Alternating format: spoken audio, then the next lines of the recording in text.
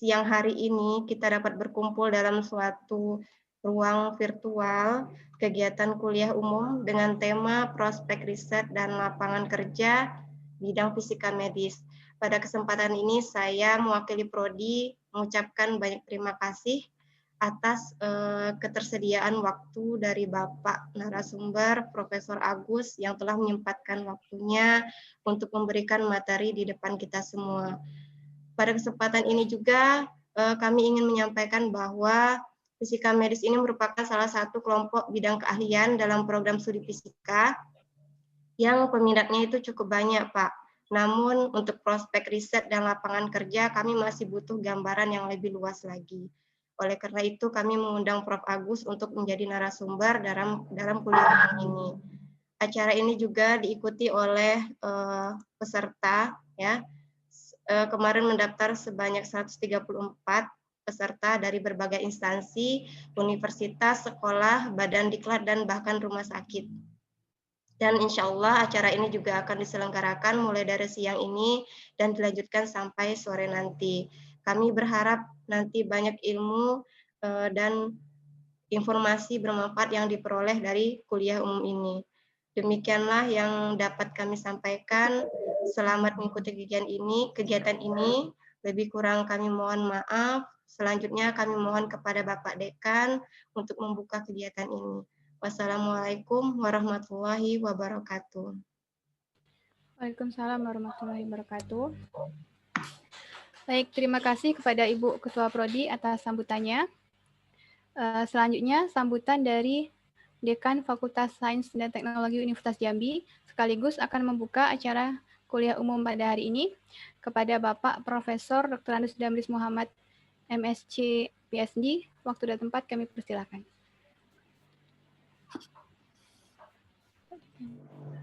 Baiklah, Bismillahirrahmanirrahim. Assalamualaikum warahmatullahi wabarakatuh. Waalaikumsalam warahmatullahi wabarakatuh. Selamat siang dan salam sejahtera untuk kita semuanya. Pertama tentu kita panjatkan puji syukur, alhamdulillah pada hari ini sampai siang hari ini kita masih diberikan kesehatan sehingga dapat bersama-sama menghadiri acara pada hari ini yaitu webinar ya yang dilaksanakan oleh program studi fisika Fakultas Sains dan Teknologi Universitas Jambi. Selawat dan salam tentunya untuk junjungan kita Nabi besar Muhammad SAW. Yang kami hormati Profesor Dr. Andes Agus Subianto, MX. Beliau ini adalah guru besar di bidang fisika medis ITS Surabaya.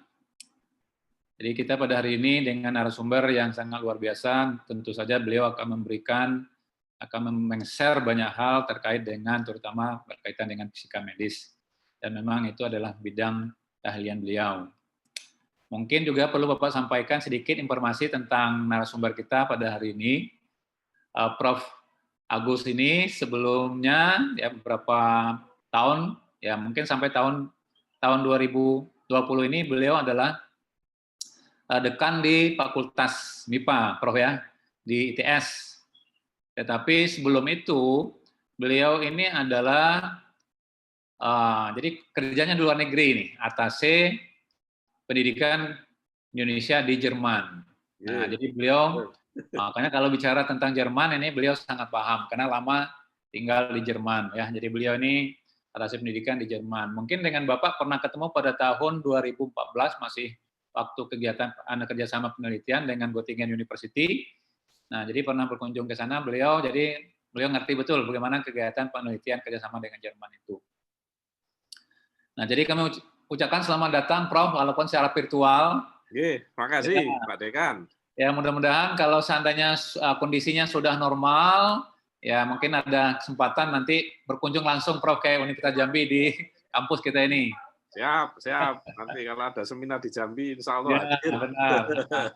Ya, jadi mudah-mudahan nanti kondisi kita sudah normal, nanti insya Allah kita akan laksanakan seminar, ya seminar nasional atau internasional, sehingga nanti kita ngundang Prof. Agus nanti sebagai narasumber kita. Kemudian yang kami hormati yang hadir pada siang hari ini ada Pak Dr. Tejo Sukmono sebagai Wakil Dekan Bidang Akademik Fakultas Sains dan Teknologi. Kemudian seterusnya kepada Ibu Ketua Prodi, seterusnya kepada ibu-ibu, bapak-bapak dosen di program studi fisika khususnya yang hadir, kepada para mahasiswa, dan seterusnya kepada Bapak Ibu hadirin semuanya dari seluruh Indonesia yang sudah bergabung dalam forum kita hari ini. Selamat bergabung, mudah-mudahan acara kita akan bisa kita selesaikan dengan baik. Baiklah Bapak Ibu semuanya, sebagaimana kita ketahui bahwa kondisi COVID-19 sekarang ini telah membuat, ya katakanlah kehidupan kampus kita sampai saat ini masih belum dilaksanakan pembelajaran daring. Semuanya, belum bisa dilaksanakan pembelajaran secara konvensional yang selama ini kita lakukan. Semuanya masih dilaksanakan secara daring. Dan demikian juga forum-forum ilmiah yang biasanya kita mengadakan seminar, konferensi nasional, internasional, bisa datang bersama-sama atau berkunjung sama-sama, hadir sebagai presenter, narasumber. Sekarang semuanya juga terlaksana melalui forum daring seperti sekarang ini. Nah, sungguh pun demikian, bahwa sharing informasi, pengalaman, dan katakanlah ilmu pengetahuan dari para narasumber itu tidak bisa diatasi, ya tidak bisa berhenti karena COVID itu, karena ada forum yang menyediakan sehingga kita semuanya bisa mendapatkan narasumber, berdiskusi dengan narasumber, dan artinya tidak mengurangi nilai ilmiah yang akan kita lakukan dalam satu pertemuan ilmiah ini.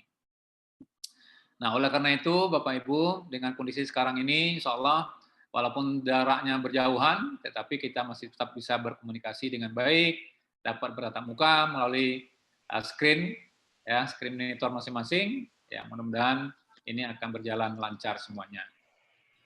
Nah, seterusnya perlu sedikit Bapak informasikan tentang semacam gambaran singkat lah Fakultas Sains dan Teknologi Universitas Jambi kondisi pada saat ini. Fakultas Sains dan Teknologi Universitas Jambi ini relatif ya, boleh dikatakan relatif baru, didirikan pada tahun 2012. Jadi lebih kurang sudah berumur 8 tahun. Artinya sudah punya lulusan atau alumni. Nah, tetapi secara kalau dari umur suatu institusi pendidikan ini adalah masih relatif baru. Sehingga Prof. Agus, kalau Prof lihat di screen ini sebagian besar dosen-dosen kita ini masih muda-muda, Prof. Masih muda-muda, ya mereka ini adalah calon-calon pemimpin masa depan. Jadi mereka ini tentu saja nanti akan meneruskan regenerasi di fakultas kita ini. Jadi mereka, ya tentu saja mereka kita sangat dorong untuk ya melakukan studi lanjut untuk S3, doktor di mana saja, baik di dalam negeri maupun di luar negeri. Nah, itulah memang menjadi sasaran daripada fakultas kita untuk meningkatkan sumber daya manusia, di samping juga kita melakukan pembenahan ya, peningkatan fasilitas untuk laboratorium terutama untuk kita di fisika, kimia, biologi, matematika, dan program studi engineering lainnya. Nah, perlu juga kami sampaikan, walaupun usianya yang muda, tadi Prof, lebih kurang 8 tahun, tetapi jumlah program studinya lumayan banyak. Jadi prodi kita yang ada di fakultas itu ada sekitar 14 program studi, Prof. Oh, 14. Ya, 14 program studi, 4 program studi MIPA atau sains, kemudian ada 2 program studi kimia, diploma, kemudian 7 program studi engineering, dan tambah 1 adalah sistem informasi. Nah, jadi diversity-nya lumayan luas di fakultas. Fakultasnya gitu, jadi diversity-nya besar. Dari teknologi, ya, sistem informasi, kemudian engineering, dan sains. Nah, termasuk yang diploma juga, Prof. Nah, memang di Universitas Jambi, itu kita belum punya, seperti di TS, itu ada namanya fakultas vokasi, ya, Prof. Kalau kita di Universitas Jambi masih belum. Jadi prodi vokasi itu pun masih melekat pada induknya.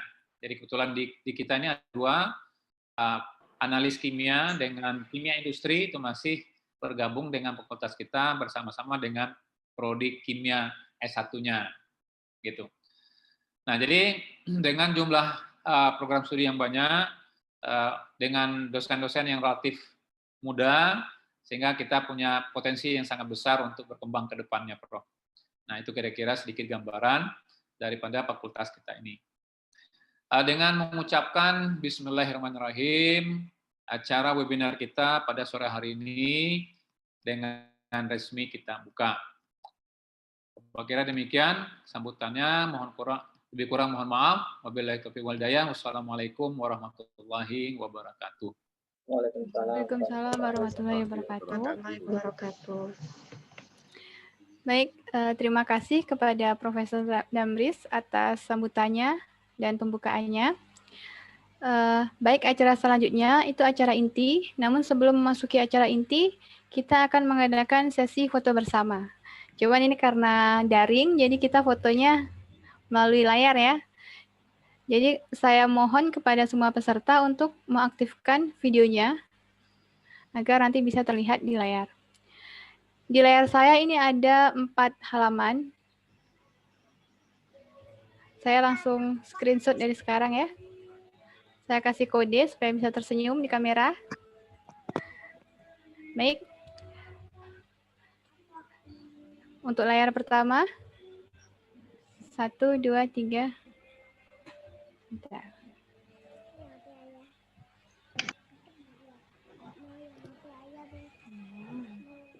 Selanjutnya layar kedua. Senyum.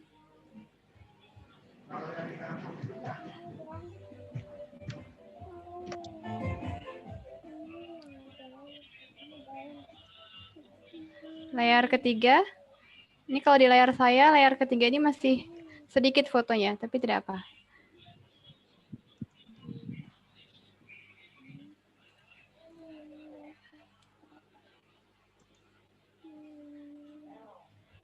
Selanjutnya yang terakhir.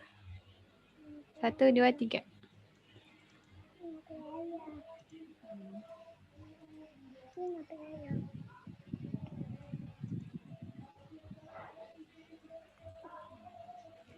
Baik, sudah selesai sesi foto bersama. Ini ada 83 peserta, cukup banyak ya.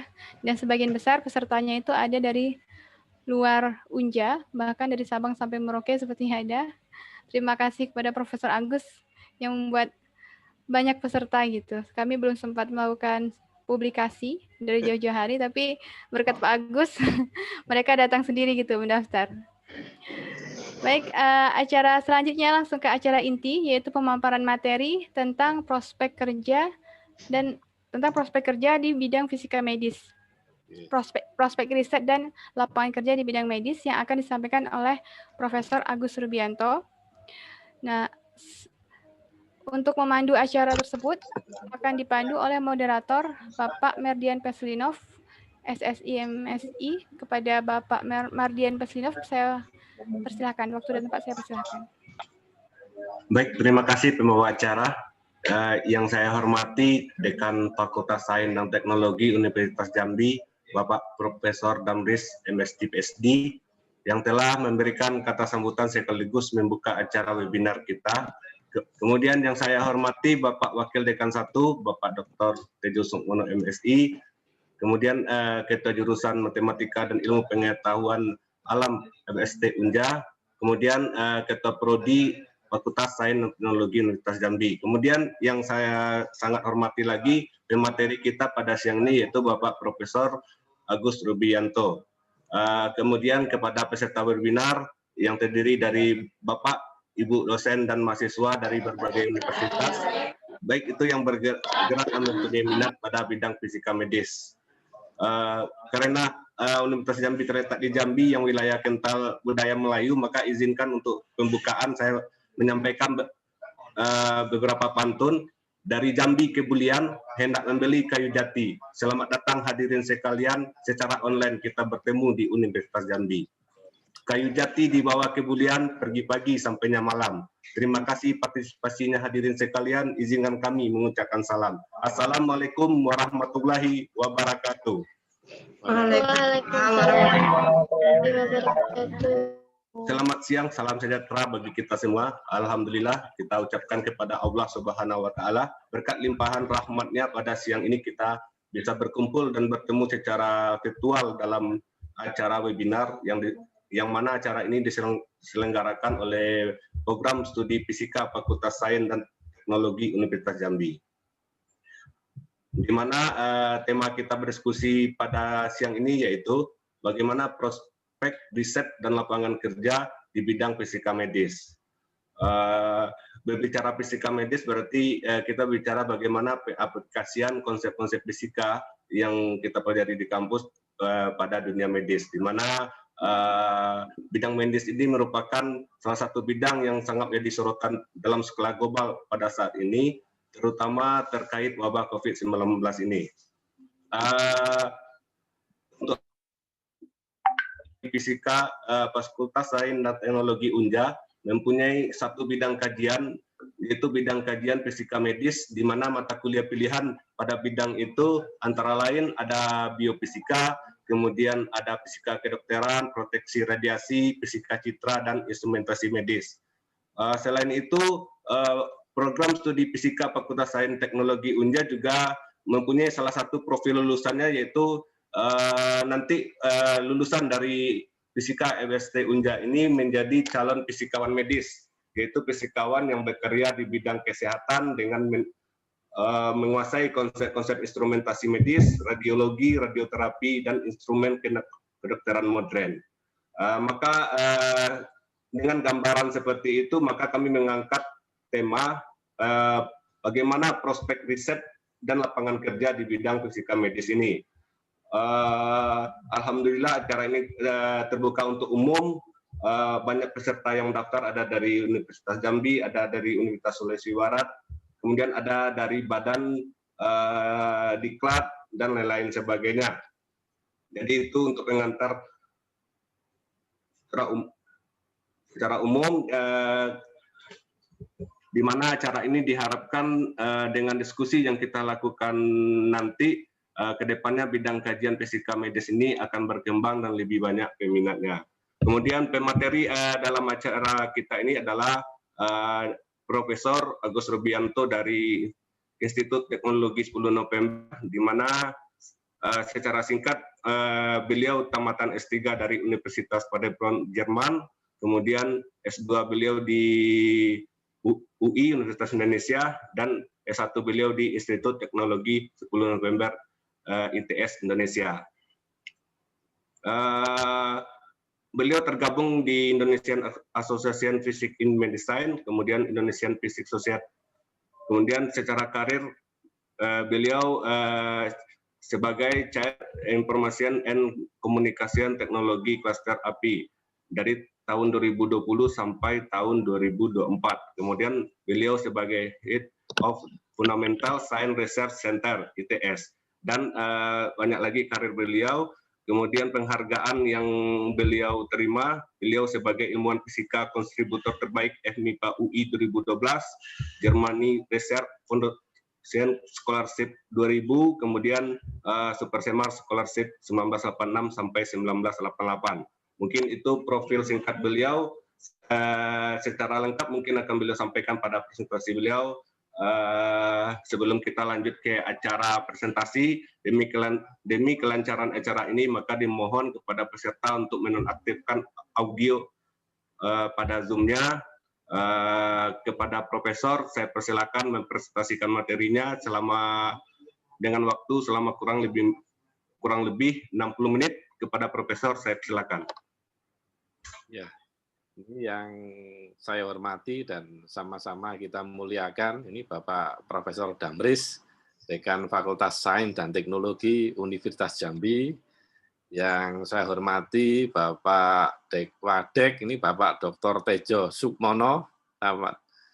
Dan yang saya hormati Ibu Kaprodi Fisika, Ibu Nur Hidayat. Dan yang ini terima kasih moderator ini Pak Mardian, pantunnya luar biasa. Maaf saya nggak bisa jawab pantunnya ini, susah ini. Tadi lupa kalau saya di Jambi, harusnya saya siap-siap menulis pantun ini. Kalau dadaan ini ya pusing saya.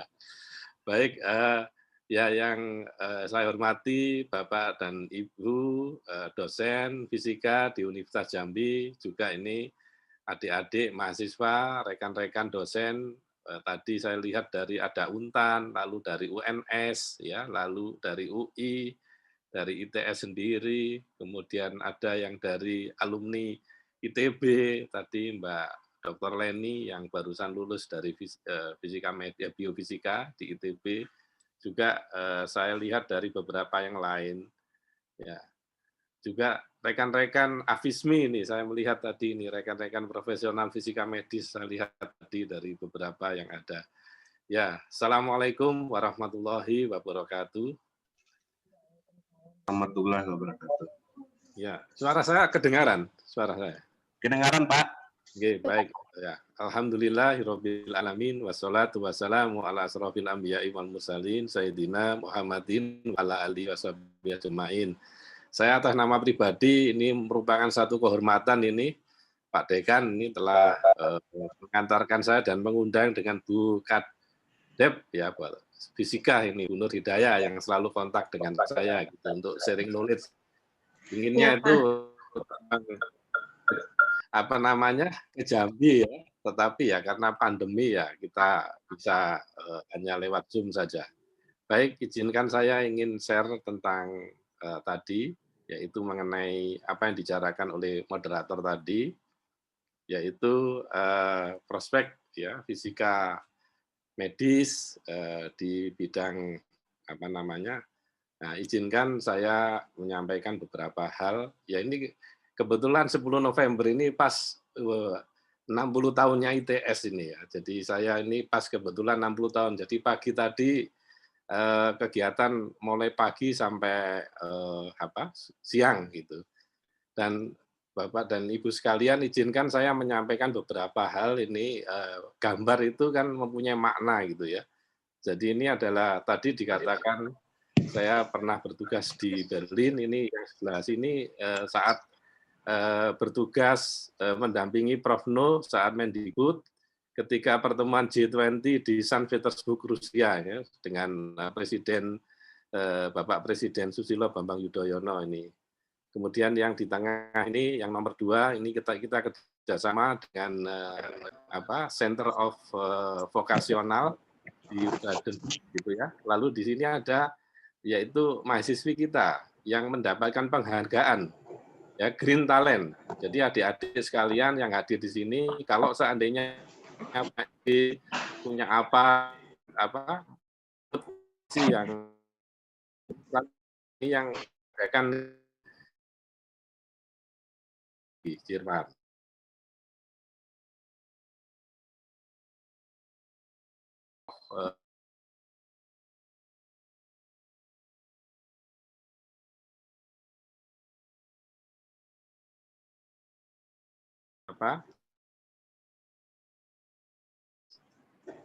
Saya yaitu pertama saya mengenal fisika medis ya, lapangan kerja fisika medis tadi yang dikatakan oleh moderator, kemudian inovasi kesehatan digital di ITS. Saya ingin sharing di ITS itu punya apa begitu ya, kemudian bagaimana di ITS itu kerjasama antar lintas departemen, kemudian teknologi kesehatan masa depan dan penutup.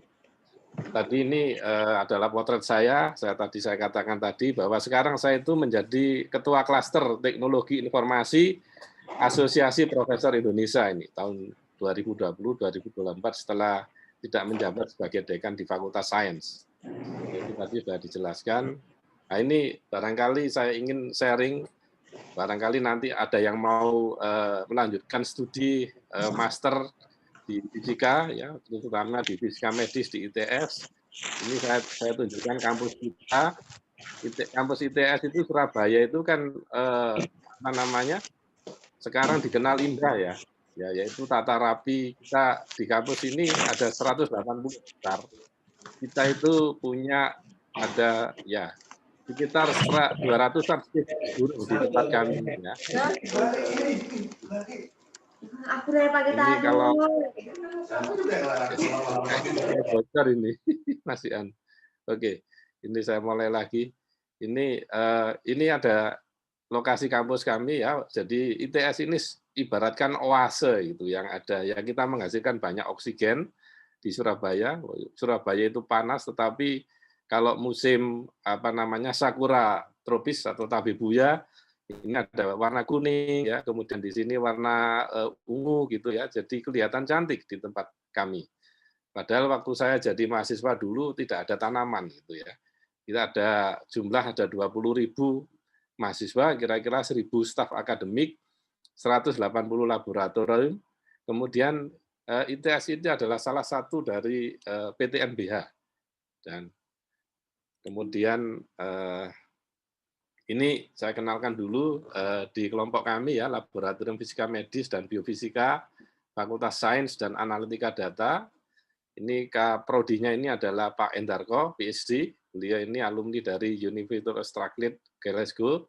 Sedangkan saya sendiri dari Universitas Paderborn.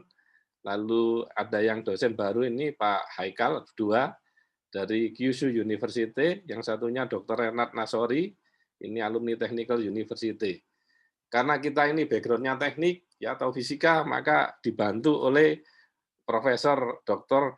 Abdurrahman Latif, beliau yang mengajar anatomi dan fisiologi di S2 di magister ya, juga dibantu oleh Pak Bambang Haris ini, Ketua AFISMI Jawa Timur yang kalau adik-adik kita itu praktek.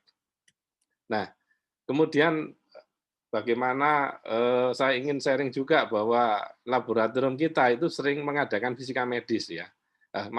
Webinar tentang fisika medis. Mulai dari pencitraan medical dan radioterapi, kemudian yang terakhir kedokteran nuklir. Selain itu kita juga aktif di Asosiasi Profesor Indonesia, kebetulan saya ketua klasternya. Waktu lalu mengadakan seminar peran artificial intelligence dan analitika data pada new normal dengan keynote speaker Bapak Menteri, Bapak Dr. Terawan Agus Putranto, ya, kemudian ada Pak Rektor, lalu ada Pak Iko, Pak Dr. Iko dari Profesor Iko dari UI, lalu Profesor Hendro dari Bremen University, dan Prof. Ari dari Ketua Asosiasi Profesor Indonesia. Dan beberapa selain itu kita juga fisika ini diskusinya tidak hanya terkait dengan ilmiah ya, tetapi kita juga terkait dengan bagaimana kita membaca filosofi ini sama dengan Gus Ulil gitu ya. Ini Ulil Absara, ini kita bicara mengenai bagaimana ilmuwan-ilmuwan Ghazali gitu ya. Kemudian ada dengan Prof. Imam Robandi ini dengan Airunya. Nah, ini adalah tim di tempat kami, yaitu di grup Biomedical dan Biofisik Research Group, yang sekarang banyak yang lulus, ada yang jadi fisika, dan ada ada yang jadi dosen dan sebagainya. Nah, saya ingin sharing saja ya, kalau sebenarnya fisika medis itu apa gitu ya. Ya, a medical physician is a professional who specializes in the application of the concept and method of physics to diagnosis and treatment of human diseases. Ya, jadi intinya fisika medis ini adalah jembatan antara fisika dan medisin begitu ya. Dan kalau kita lihat profesinya yaitu mulai dari clinical services gitu, radio safety, research and development, dan teaching. Ini dan kalau kita lihat dari dunia, maka fisika medis itu bisa jadi sejak awal itu fisika medis gitu. Sebagaimana tadi kalau saya lihat kelompok minat bidang yang ada di fisika Jambi tadi ya, ada dasar-dasarnya itu nanti akan saya jelaskan ya. Ada kemudian master lalu on the job training. Ya, kemudian ada yang langsung master dulu, kemudian PhD, lalu medical physics di postdoctoral training atau di on the job training di rumah sakit. Nah, ini ada beragam metode yang ada. Dan untuk organisasi internasional itu namanya yaitu International Organization for Medical Physics. Jadi nanti Bapak Ibu, adik-adik kalau mau tertarik silakan di sini. Di setiap saat itu sekarang ada webinar ya. Tahun kemarin kita merayakan 7 November yaitu International Day of Medical Physics. Ya, kebetulan saya mengikuti webinar seperti ini dengan tema yaitu Medical Physics as a Health Professional. Dan kebetulan kemarin juga diberikan penghargaan kepada para pelopor fisika medis di dunia, mulai dari Asia AFOM ya, Asia Federation of Medical Physics, lalu dari SEACOM ini Prof Jarwani. Beliau ini adalah founding mother, kalau saya katakan founding mother-nya fisika medis Indonesia ini Prof Jarwani. Ya, di Southeast Asian Federation of Medical Physics. Ini ASEAN ini, SEAFOM ini termasuk yang banyak aktif ya, selain kita nggak kalah juga dengan Eropa ya, dan beberapa yang lainnya. Nah, lalu ini secara institusional itu kita punya namanya itu Aliansi Pendidikan Fisika Medis Indonesia. Ya, pada awal-awal itu yang mempelopori itu adalah Universitas Indonesia, ITB, lalu Undip, ya, Brawijaya, lalu Unhas. Ini mereka adalah anggota penuh, ya, sedangkan anggota mudanya itu termasuk kita, ITS, lalu Universitas Nasional, UNER, ya, kemudian Universitas Kristen Satya Wacana, Universitas Gajah Mada, dan yang baru-baru ini Universitas Udayana, ya, agar ada anggotanya di wilayah timur. Ya, selain itu organisasi profesi kita, yaitu Asosiasi Fisikawan Medis, ya saya kira ini yang hadir juga ada yang dari fisikawan medis, nanti bisa memberikan masukan atau sharing nulis pada kita. Ini Prof Jarwani itu adalah ini beliau, masih segar. Beliau ini adalah the mother of medical physics in Indonesia. Ini yang beliau mendapatkan penghargaan kemarin. Kemudian Ketua AFISMI sekarang Dr. Supri dari UI Universitas Indonesia, dan ini Pak Haris, ini adalah Ketua AFISMI Jawa Timur ya, dan beberapa anggota AFISMI yang lainnya. Nah, lalu kita sendiri juga punya jurnal ya, Journal of Medical Physics and Biophysics. Ya, kalau adik-adik nanti kalau sudah mau menjadi anggota silahkan. Ini sekarang online ya. Kalau dulu kita punya kartu seperti ini, tapi sekarang kita kartunya adalah digital.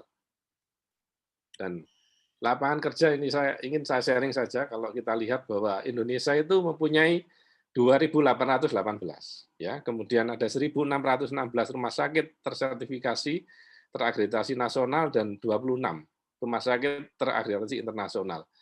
Dari sini saja kalau kita lihat, setiap rumah sakit itu harus punya 3 fisikawan medik. Ya, kalau kita kalikan saja, ambil aja rata 2.000 kali 3 berarti kan 6.000. Nah, sekarang ini yang ada baru 300-an. Ya, oleh sebab itu masih banyak defisit. Ini saya ambil dari data AFISMI, ya, saya lihat bahwa komposisi jumlah fisikawan medis dan yang mempunyai jabatan fungsinya. Ini misalkan dari sini ya, Sumsel ini ada 2 yang ya, dari anggotanya ada 12. Ya, berarti kan masih kalau lihat rumah sakitnya, Sumut itu ada 10, 12 yang jabatan fungsionalnya. Kemudian kalau Jawa Timur ada 15 dan 45 anggotanya. Nah, selain itu saya ingin bahwa distribusi, kalau tadi dikatakan kerjanya di mana sih? Yang paling banyak itu di rumah sakit ini ya, di fasilitas kesehatan ini. Lalu akademisi seperti saya itu di universitas itu ada 58 akademisi, unit kalibrasi, kemudian ada di pemerintahan juga di Kementerian Kesehatan, Bappetan itu, kemudian ada yang komersial juga kemudian dan lain-lainnya. Nah, ini distribusi kalau sampai saat ini yang paling banyak itu fisikawan medis itu tahap sarjana ya, S1. Sedangkan S2 sekitar 86 dan S3-nya 11.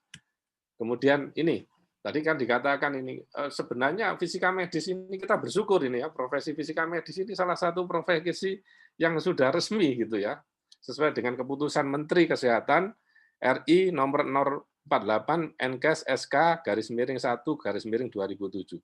Jadi bagaimana tentang penetapan fisika medis? Demikian pula juga ditetapkan oleh Menpan ya nomor 12 tahun 2008 tentang jabatan fisikawan medik dan angka kreditnya. Kemudian juga ada keputusan Presiden nomor 42 tahun 2009 tentang jabatan fungsional fisikawan medis. Jadi kalau kita lihat dengan yang lainnya kalau seringkali saya dikatakan oleh adik-adik mahasiswa, maka saya katakan dari belajar fisika itu yang ada jabatan fungsional itu fisikawan medik, gitu ya. Ini. Kemudian ini petikan peraturan Menteri Negara Penpan ya, ini dikatakan di sini jabatan fungsional fisika medis dan angka kreditnya. Ya, kemudian demikian pula dari Bapetan ada tenaga qualified expert, ada fisika medis di sini. Nah, ini saya ingin sharing dulu ya bahwa kalau mau jadi anggota ya bisa Asosiasi Fisikawan Medik Indonesia, biasanya adalah level 7 ya S1 Fisika Medik ditambah 1 tahun clinical training di rumah sakit. Yang saat ini baru di Universitas Indonesia dan Cipto. Nantinya akan dibuka 3, yaitu ada di Jawa Timur, Jawa Tengah, dan DKI ya, DKI gitu. Nah, ini kalau kita lihat adik-adik ya, kerangka kualifikasi nasional Indonesia, maka kalau kita lulus dari sarjana, kemudian kita ikut on the job training di rumah sakit, maka kualifikasi kita itu nomor 7 ya, semacam profesi. Kemudian kalau S2 ditambah dengan di rumah sakit, maka kita dapatkan spesialis 1 ya, ini seperti di KKNI tingkat 8 ya. Kalau jadi kita itu lulus sarjana SSI ya, dan kalau kita melanjutkan maka kita jadi fisikawan medis di sini ya. Kemudian kalau S2 kita ditambahi maka levelnya adalah nomor 8. Nah, memang seperti yang saya katakan dari grafik yang ada itu ya, aktivitas utama itu ada di universitas, lembaga riset, industri, maupun vendor beberapa perusahaan. Kemudian kesehatan terutama ya, kemudian ada di rumah sakit, ya ada di clinical medical physicist. Nah ini kalau kita lihat sejarahnya tadi saya katakan tadi ya, bahwa bagaimana mendirikan fisika medis di Indonesia itu panjang ini. Kita sekarang yang generasi sekarang kita bersyukur. Tahun 60-an ini Prof. Jarwani nih yang babat alas lah kalau bahasa Jawanya itu ya. Jadi yang mengawali itu membuat basicnya itu ya. Kemudian ada medical training tahun 2000, 2007, 2015 ada national project upgrade the medical physics infrastruktur yang dulu ada di Undip yang didapatkan Undip itu mendapatkan mandat dari Kementerian Kesehatan untuk mendirikan ini. Ya sekarang tapi di Undip sudah ada lagi D3 fisika kesehatan, tapi sekarang masuk S1 fisika medis itu. Lalu dan sekarang sudah mulai established lagi. Nah, kalau kita lihat fisika medis ini, silakan kalau nanti kita sharing saja ini. Kalau ini kondisi di ITS ya, kami punya S1 Bachelor in Physics ya, minat bidang fisika medis. Kita juga punya S2 fisika medis. Kalau S3 kita ada fisika medis dan biofisika yang di doktornya. Nah ini tadi sudah disebutkan Pak Moderator tadi bahwa ini adalah kurikulum nasionalnya fisika medis ya yang sudah diberikan kita rapat di Aliansi Pendidikan Fisika Medis Indonesia, yaitu yang pertama fisika radiologi dan dosimetri, proteksi radiasi, radiologi, anatomi dan fisiologi, fisika instrumentasi, biofisika, fisika pencitraan medis. Ya, kebetulan dari ini 12 ini yang wajib. Tetapi ingat bahwa fisika medis itu basicnya itu ya harus ada FISMAT, ada elektromagnetika, ada fisika statistik ya. Jadi makanya ada fisika material atau fisika bahan. Oleh sebab itu saya selalu sharing kepada adik-adik itu kalau mau belajar. Jadi apapun yang dipelajari di dalam fisika itu semuanya berguna untuk profesi di fisika medis. Salah satu profesinya itu ada yang saat ini ada radioterapi, radiologi, dan kedokteran nuklir.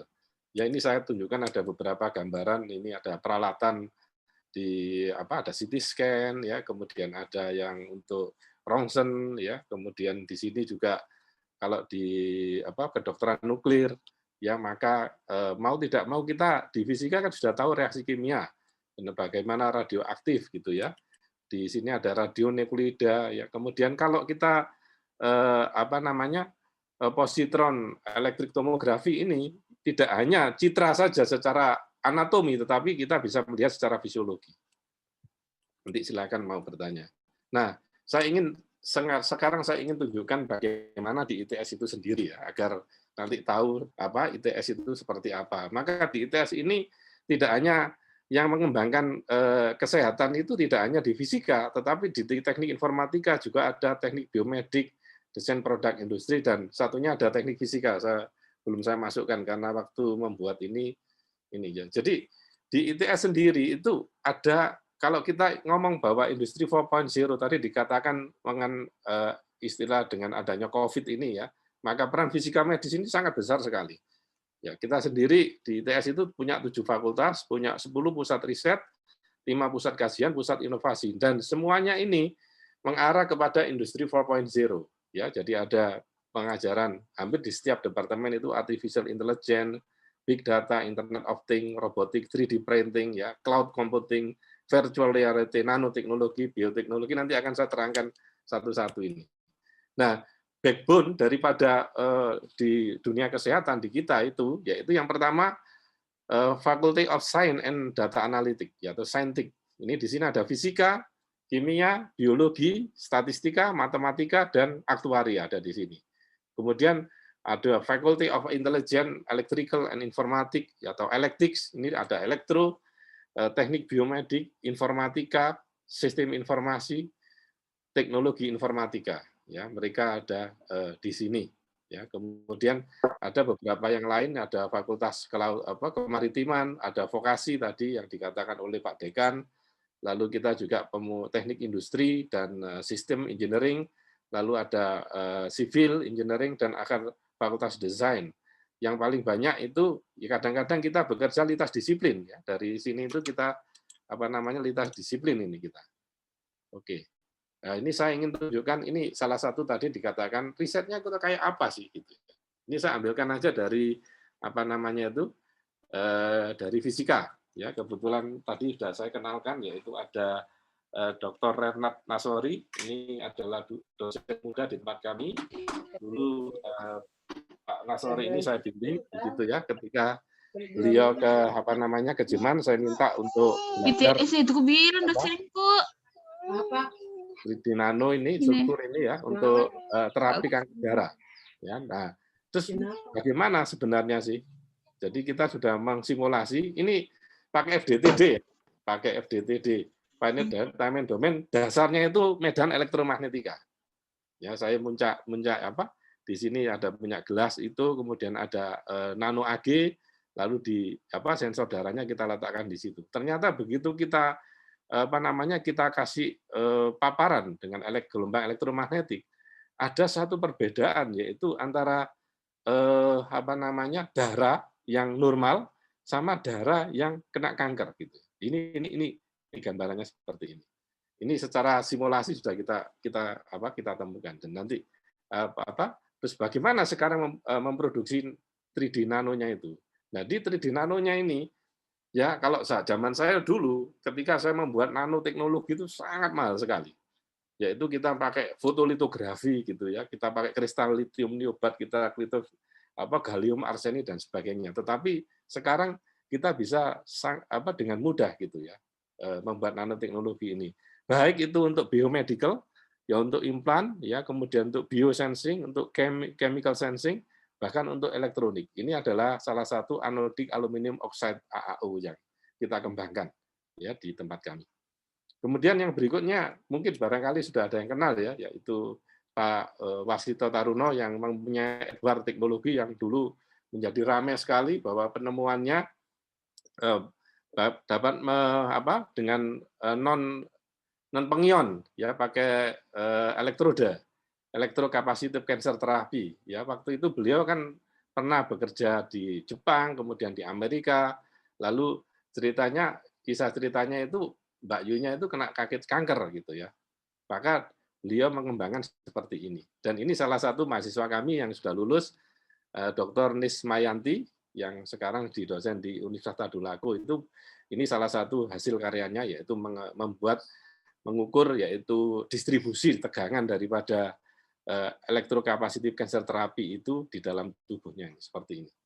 Ya, kemudian yang berikut ini dari teknik informatika Profesor Agus Zainal Arifin. Beliau bekerja sama dengan UNER lalu Hiroshima University. Ya, pada awal-awal itu ada teman-teman UNER itu punya masalah ya, kemudian dia datang ke tempat kami, kemudian kita diskusi, maka dari citra gigi dengan pengembangan artificial intelligence, maka kita juga bisa mendeteksi seseorang itu osteoporosis atau tidak. Ini Prof. Agus Zainal ini selain beliau adalah profesor, juga beliau juga ustadz ya di tempat kami. Biasanya mengisi kuliah ba'da subuh di Masjid Manarul Ilmi ITS. Nah, selain itu tadi sudah saya katakan ya, tidak hanya di bidang tapi desain produk pun juga ya, yaitu mengembangkan namanya Integrated Digital Design Method. Ya, di sini sama ya, ketika dokter itu punya masalah, mereka datang ke kita. Ya, kemudian contoh yang ada di sini yaitu seseorang yang tengkoraknya itu rusak ya, atau habis kecelakaan atau apapun. Itu begitu bagaimana mereparasi ini sangat susah sekali. Ya, dari teman-teman dokter ini datang ke tempat kami ke ITS, kemudian kita berdiskusi. Makanya kita kembangkan yaitu 3D modeling ya dengan interdigital design method yang kemudian kita buatkan ya, sehingga di sini mulai dari materinya, kita dari materialnya ya, kita kita pilih material-material yang bisa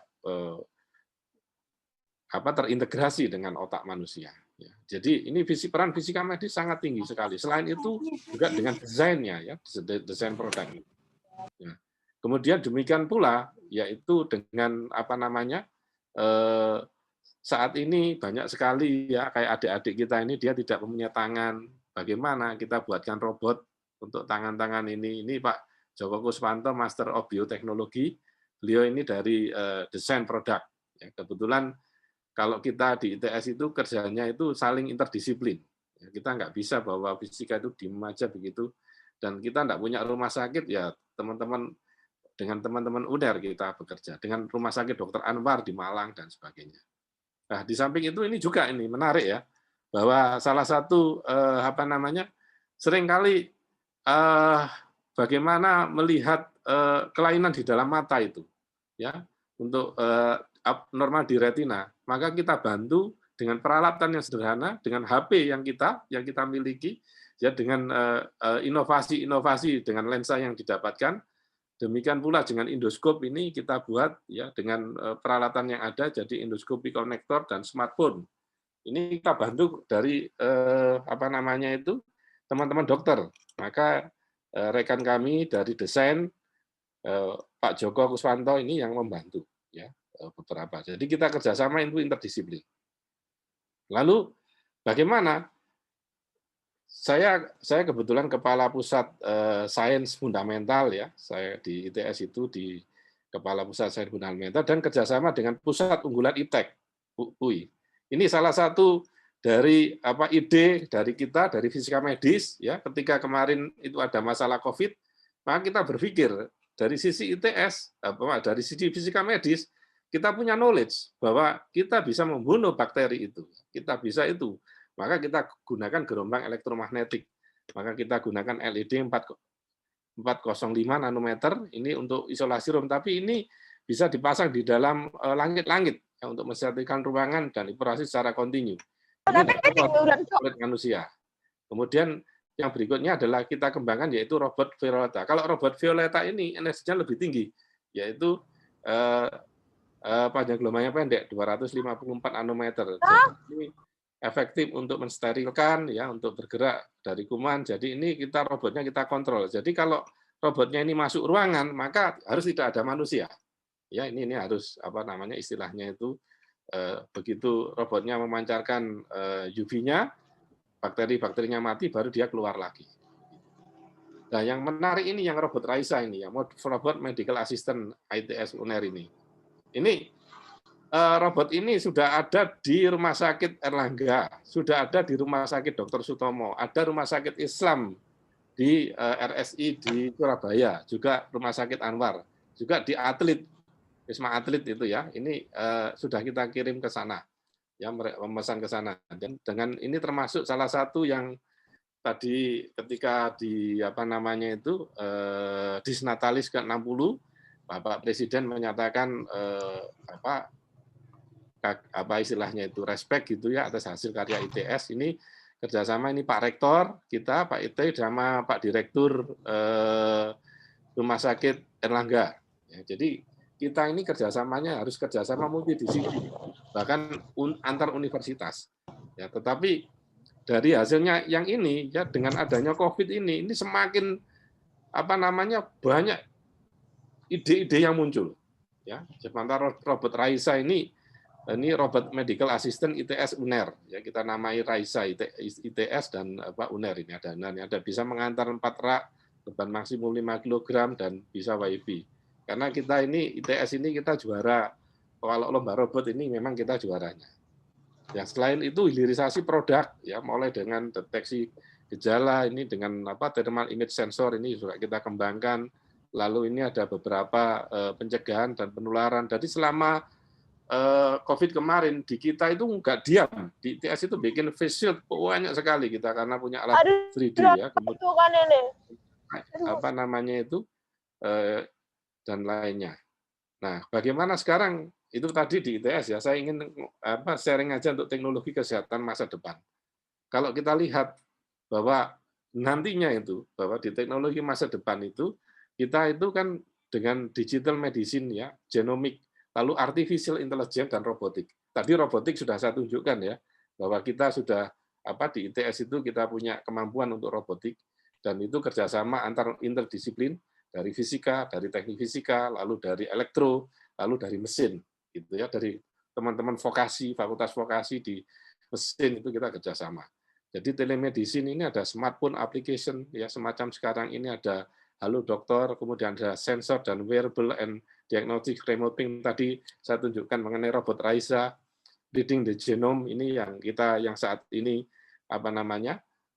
mulai bekerja ya, bagaimana membuat virus yang baru, lalu speech recognition and natural, lalu virtual dan automated image yang AI kalau kita lihat dari citra yang ada apakah seseorang itu kena COVID atau tidak dan sebagainya. Ya ini laporan dari Kemenkes gitu ya tahun 2019. Lalu juga yang penting sekali yaitu big data. Ya oleh sebab itu kemampuan bagaimana mengolah big data ini salah satu contoh di bank di UK ya yang dengan suhu minus 112 Fahrenheit ya di sini untuk menyimpan darah, urin dan saliva sampel ya dari 500.000 people. Jadi kalau ini kan kita gunakan big data ya dengan pengaturan suhu yang sangat baik. Ya di samping itu ya big data is the next frontier of innovation and therapy dan healthcare. Oleh sebab itu adik-adik semuanya kalau Anda belajar tuh saya sejak dulu juga saya selalu optimis ya. Saya menjadi anak fisika itu saya sejak dulu itu merasa bangga sebagai orang fisika. Kadang-kala saya kalau ketemu teman-teman waktu itu belajar di Jerman itu sama orang Jerman di Hai Einstein aus Indonesian padahal saya sendiri ya enggak seperti Einstein gitu ya. Nah, ini kemudian juga beberapa ini yang mengenai precision medicine ya. Kita lihat bahwa bagaimana genomik itu mengandung peran yang penting tadi database ya, kemudian health record, metabolism, transport. Jadi bagaimana penelitian fisika medis itu banyak sekali ya, jadi jangan khawatir, nggak ada banyak sekali ya, termasuk di DNA. Kalau kita lihat belajar di anatomi ya, anatomi dan fisiologi kan kita belajar tentang DNA, RNA protein ya, kemudian bagaimana transaksi daripada diagnosis ya, prognosis dan sebagainya. Precision medicine itu penting. Lama-lama nantinya itu kita harus tahu bahwa seseorang ini, misalkan suku Jawa itu obatnya begini. Ya suku Batak itu obatnya begini ya nanti suatu saat itu sampai kecil itu kondisi proteinnya seperti itu dan sebagainya ya. Nah ini adalah salah satu yang menjadi masa depan yaitu medicine precision ya kemudian kita ada diagnosis mulai biomarker tadi sudah saya katakan di blood cancer itu kalau kita bisa mengembangkan sensor tadi kita juga bisa menunjukkan mendeteksi kanker sejak dini gitu ya. Makanya tadi kita membuat sensor yang dalam order nano. Kemudian ada terapinya pakai tadi pakai pengion atau non pengion. Non pengionnya tadi pakai elektroda ya. Kemudian ada karena ada juga banyak dengan biofotonik tapi warna waktunya nggak cukup saya nggak saya singgung sini. Sebenarnya banyak sekali yang ada ya. Kemudian juga kalau kita lihat dari sini nih ya, dari aplikasi precision medicine gitu ya. Coba kita perhatikan. Mulai dari kalau kita belajar dari anatomi ya, dari neurons gitu ya, sistem diseases ya. Di sini ada epilepsi, Alzheimer, Parkinson. Itu kalau kita mengembangkan electrical impedance tomografi saja, itu banyak sekali ya, masih kita perlu kita kembangkan mulai dari 2 dimensi, 3 dimensi. Demikian pula kalau kita dengan kembangan dengan CT scan ya, kombinasi juga dengan PET dan sebagainya. Lalu penyakit ini kalau lihat saat ini yang paling banyak itu kan pandemik ini kan di paru-paru kita ini. Daerah torak di sini itu ya. Ada pneumonik, kemudian respiratory dan banyak sekali. Demikian pula di urinary seperti ini. Ya, ini ada banyak sekali. Jadi kalau kita katakan risetnya itu bagaimana, banyak sekali, jangan khawatir. Mengenai diabetes saja bisa juga bagaimana terapinya itu pakai laser akupuntur misalkan ya, kemudian dengan motor sistem dan sebagainya. Kemudian bisa juga pengobatan dengan suara ya. Kalau kita lihat kalau selama ini di dalam ajaran agama, bahkan yang beragama Islam kan dibaca sholawat gitu kan, sholawat tibil kulub dan sebagainya. Nah ini beberapa gambaran ya. Jadi precision medicine itu penting sekali. Kemudian ketika ada tumor itu bagaimana tumornya itu tepat sasarannya ya. Kemudian ketika kita diberi obat dia berjalan di tempatnya itu. Kemudian kalau di sini kita ada breast cancer, bagaimana apakah kita pakai nuklir medicine ya, atau kita juga pakai sinar X ya, pakai radiasi, seberapa radiasinya, kemudian bagaimana memproteksinya, membuat bolusnya dan sebagainya. Ini banyak sekali penelitian-penelitian yang bisa kita kembangkan. Belum terkait dengan di genomiknya itu sendiri. Ya. Jadi bagaimana health teknologi yang ke depan, yaitu kita sebut sebagai precision medicine, yaitu bisa dengan sekarang juga era pandemik, orang berusaha mengembangkan mobil application ya, kita pasiennya tidak datang, cukup ada database, kemudian hanya telepon dan kita koordinasi atau konsultasinya lewat telepon, lalu mencegah penyakitnya juga, lalu diagnosisnya ya, kemudian bagai treatment-nya, lalu individual care. Ya, jadi ini kira-kira demikian pula kalau kita lihat ya, banyak sekali sekarang itu pengembangan, ada yang gelang yang dipakai dengan laser gitu ya, untuk kolesterol yang ada dengan laser dengan panjang gelombang tampak ya gitu, kemudian diagnostik, lalu sirkulasi dengan tumor ya, kemudian juga tadi skala saya katakan pakai nanomedicine ya, kita kalau misalkan penyakitnya itu kecil, bagaimana obatnya itu dibuat kecil, maka mau tidak mau siapa yang bisa memodelkan sesuatu yang sangat kecil, maka orang-orang fisika yang mampu di situ. Karena kita belajar fisika modern, kita belajar fisika kuantum, kita belajar pada FISMAT, ya, dan semuanya itu digunakan untuk menyelesaikan persoalan-persoalan yang seperti ini. Nah, ini secara umum ya saya gambarkan involving digital technology and health ya, kira-kira kalau kita gambarkan secara ini mulai dari imaging gitu ya, pencitraan, lalu diagnosis, lalu telemedicine, langsung ada personal health devices, ini beragam seperti yang akan kami kembangkan itu, yaitu pakai terapi untuk kanker darah ya dengan elektroda tertentu, ini juga sedang dalam penelitian ya, kemudian knowledge integrator kita, kemudian knowledge generation ya, lalu health information dan beberapa ini kira-kira.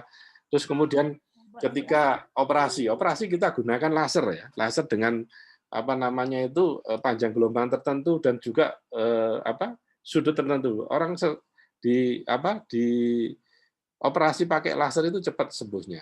Ya. Kemudian paramatik ini bagaimana obat ini ketika obatnya itu dikirimkan begitu ya sampai ke tempat kankernya itu tepat, maka kan ada perhitungannya itu bagaimana obat itu berjalan. Saya kira itu yang jadi penutup ini kami di ITS ini ya siap untuk melaksanakan program dari beberapa Kementerian Kesehatan. Jadi ITS juga sempat untuk pusat pengembangan teknologi intelligent healthcare. Jadi kerjasama antar institusi kesehatan penting Jadi di tempat kami pun juga bekerja sama dengan institusi-institusi yang lainnya, tidak hanya dengan fisika saja. Saya kira itu ya, ini karena pas tanggal 10 November ini hari lahirnya ITS, jadi saya juga ucapkan selamat ulang tahun ke kampus saya ini ya. Ini himne ITS ini. Ya, kalau anu itu alma materku yang ku cinta, ibu yang luhur ITS gitu kan. Ini salah satu saya ambil karena apa namanya? Saya juga ingin tunjukkan kepada adik-adik bahwa fisika pun juga bisa jadi diplomat. Ini salah satu gambar yang ingin saya tunjukkan. Demikian kira-kira Pak Moderator. Nanti silahkan kalau mau ada bertanya, kita akan ngobrol lebih banyak. Baik, terima kasih Prof yang telah begitu detail menyampaikan tentang fisika medis ini, mulai dari distribusi mata kuliahnya, kemudian bagaimana prospek kerjanya, riset, dan aplikasi-aplikasi yang bisa dilakukan dengan fisika medis. Kemudian Prof, ada peserta yang tadi nanya, apakah materinya nanti bisa di-share, Prof? Oh ya, boleh, bisa. Ya, terima kasih, Pak. Silakan aja. Ini apa, sharing knowledge. Saya nggak ada tak tutup-tutupi. Walaupun buatnya itu panjang itu buatnya. Ya.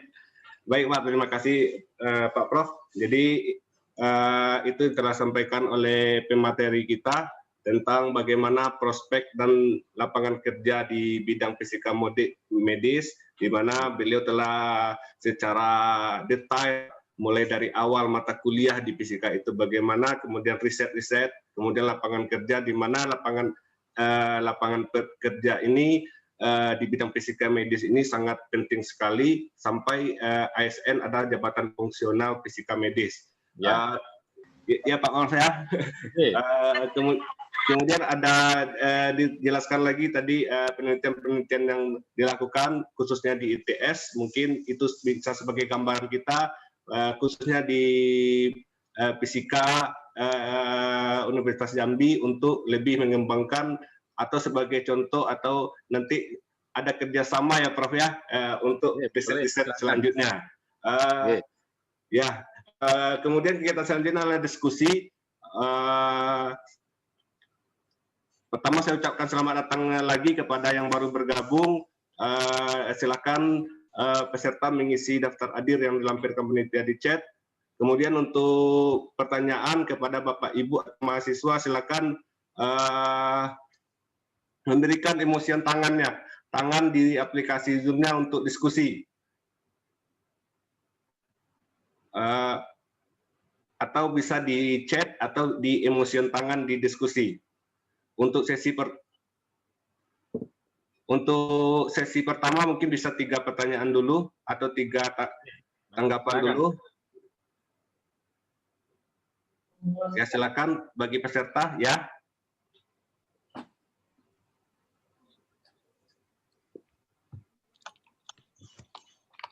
Dari TS itu lah. Apa? Bu Yoza ada?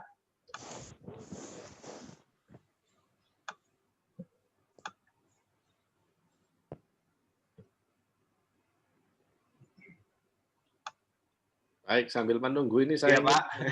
Sampaikan kepada adik-adik ya, sama bahwa pelajaran yang kita pelajari itu di fisika itu yang apa namanya mulai dari fisika statistik, Fismat ya. Jadi basic daripada fisika medis itu ya fisika gitu ya. Oleh sebab itu maka adik-adik yang belajar fisika itu harus semangat gitu ya. Ya, bahwa medan elektromagnetika terutama itu sangat. Tadi saya tunjukkan ya mengenai bagaimana kita mengembangkan robot Violeta gitu ya, kemudian kita mengembangkan beberapa sensor yang lain, itu basic fisikanya harus kuat sekali gitu ya. Jadi kita harus bangga lah. Dan saya termasuk yang di samping saya fisika saya juga pernah jadi diplomat begitu. Karena dulu saya melihat ada founding father-nya fisika ITS itu almarhum Prof. Mahmud Zaki dulu atas pendidikan di Canberra.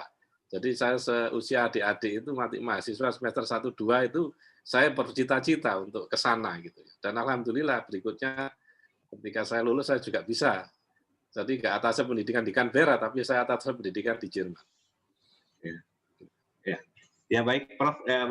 Ini ada masuk Yang mau diskusi, Prof. Bu Linda, silakan Bu Linda. Oke, Bu Linda. Ya, Pak Prof, terima kasih kesempatannya. Oke, Bu Linda. Benar-benar harus berguru sama Pak Prof nih kelihatannya nih. Banyak sekali pengalaman sama ininya ya, inovasinya. Luar biasa, Pak. Jadi kalau di Unja itu memang ada fisika medis gitu ya Pak ya. Jadi saya juga bantu itu Bu Yoza untuk bisa ngajar di medis, bagian medis gitu. Ya. Nah sering sharing juga dengan mahasiswa gitu. Jadi mahasiswa tuh ada juga yang nanya gitu, bagaimana posisi mereka fisikawan medik itu, posisi fisikawan medik ketika mereka berada di rumah sakit. Karena kan kalau seandainya di rumah sakit itu kayak apa ya, petugas kesehatan ya Pak ya, yang kelihatannya tuh yang memang mereka mengetahui teknik lebih detail gitu. Nah, bagaimana posisi fisikawan medik itu ada gitu Pak di rumah sakit. Kemudian yang kedua itu adalah bagaimana kiat-kiatnya Pak kita itu untuk apa ya, memunculkan imajinasi atau inovasi yang sebelumnya kan nggak terpikirkan tuh yang kayak Bapak tampilkan gitu. Bagaimana memunculkan yang begitu-begitu kelihatannya Pak Agus? Iya, gini, Bu Linda, terima kasih nih, pertanyaannya bagus sekali nih.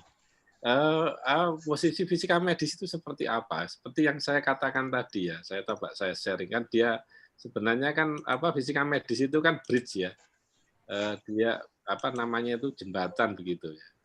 Sebentar, saya tunjukkan lagi tadi, yaitu bahwa fisika medis itu dia itu jembatan. Jadi karena kita itu bisa matematika kita kuasai gitu kan, jadi kita itu sebenarnya lebih gagah kita itu kalau berhadapan dengan dokter gitu ya. Jadi apa namanya, saya katakan itu, saya sendiri ya kebetulan dulu cita-cita saya jadi dokter gitu. Tapi untuk saya jadi profesor gitu kan lebih tinggi gitu. Kalau jadi dokter mungkin saya nggak jadi profesor gitu ya. Dan sekarang saya jadi fisikawan medis. Jadi cita-cita saya dulu tetap tercover gitu. Jadi peran fisika medis ini sangat penting sekali, terutama ketika di clinical services ya. Ketika ada alat misalkan CT scan atau apa, itu kan teman-teman radiografi dan sebagainya kan mereka jarang sekali dengan alat. Sedangkan kita sendiri kan belajar instrumen. Ya, kita belajar elektronika, ketika kita bahas masalah MRI gitu kan, bagaimana teori mengenai medannya itu mengenai tubuh itu, lalu di dalam tubuh itu bagaimana dipol-dipol yang ada, itu yang bisa menjelaskan orang fisika itu. Maka perannya sangat strategis. Ya kebetulan kalau saya dulu saya studinya di Jerman ya. Kalau di Jerman itu orang Jerman itu individualis, tetapi kalau bekerja itu dia gotong royong bersama-sama, saling sharing knowledge-nya. Ya, ketika misalkan saya di kantin gitu, kadang ngobrolnya itu tidak hanya minum kopi, tetapi ngomong terkait dengan pelajaran yang ada. Nah, itu yang pertama. Lalu mengenai inovasi, Bu Linda, ini nasihat dari profesor saya ya. Jangan mikirkan bahwa sesuatu itu high tech gitu. Apa yang ada di depan kita itu yang kita kerjakan. Itu Bu Linda. Ya, saya dulu, mohon maaf, saya lulus dari Jerman itu saya ahli laser fotonik. Tetapi begitu saya balik ke Indonesia, saya kan tidak bisa bahwa saya harus dapatkan yang teknologi tinggi. Saya mencari, makanya saya termasuk tipikal yang tidak mau kalah dengan keadaan. Dan alhamdulillah Bu, saya bukan saya adalah ketua himpunan pertama fisika di ITS. Saya ketua himpunan. Saya terbiasa jadi memberikan motivasi kepada seseorang gitu kan. Nah, tapi kadang-kala ketika saya stres, saya nggak ada yang motivasi saya gitu. Tapi nggak apa-apa. Itu satu kelebihan yang ya saya harus mensyukuri itu. Makanya kalau ketika saya dulu, mungkin untuk adik-adik ya, ketika saya di Jerman itu, saya oleh teman-teman aktivis yang lama itu, dia kelihatan, ini ITS ini kok aktif ya. Setelah selusuri ya, saya dulu mantan ketua himpunan fisika. Saya adalah senat FMIPA zaman dulu ya. Kemudian berikutnya saya jadi dekan Fakultas Sains gitu. Lalu saya jadi atasnya pendidikan. Jadi intinya itu Bu, tidak usah yang pusing-pusing yang ada di depan ini. Kalau misalkan Bu Linda ketemu dengan dokter ada masalah apa, itu langsung aja. Apalagi terkait dengan fisika medis, Bu, banyak sekali, Bu. Itu ya, nggak usah yang dari dokter gigi saja tuh banyak bisa kita kita selesaikan, mulai pelapisan giginya ya, kemudian kalau tadi dari Prof. Agus Zainal itu, beliau itu teknik informatika. Tetapi beliau dengan citra, padahal kalau citra medis itu yang tahu kan sebenarnya fisika medis ya. Tapi dari citra itu, dari dokter itu, dia otak-atik pakai artificial intelligence ya kita dapatkan dan bisa mengembangkan seperti itu. Jadi intinya apa? Bahwa kita itu harus semangat gitu. Dan maaf, kebetulan saya dilahirkan dari Surabaya. Jadi Surabaya itu kan bonek. Saya belum apa-apa itu, saya selalu percaya diri. Kadang di Jerman itu oleh teman-teman orang Jerman itu jadi panggil, hai Einstein aus Indonesian gitu. Hai Einstein dari Indonesia, padahal ya saya agak juga. Saya biasa Agus Rubianto, bukan Einstein gitu. Nah seperti itu, Bu Linda. Baik, terima kasih Pak, Bapak kepada Bu Linda, terima kasih juga. Kemudian ada lagi Pak, mungkin yang mau bertanya dari Pak Joseph Ende Simanjuntak kepada Pak Joseph dari Rumah Sakit USU Medan, Pak. Oh ya, siap. Ya, silakan Pak Joseph, silakan. Terima kasih. Bu Josefa. Bu Josefa, saya perempuan, Pak. Iya, maaf, Bu.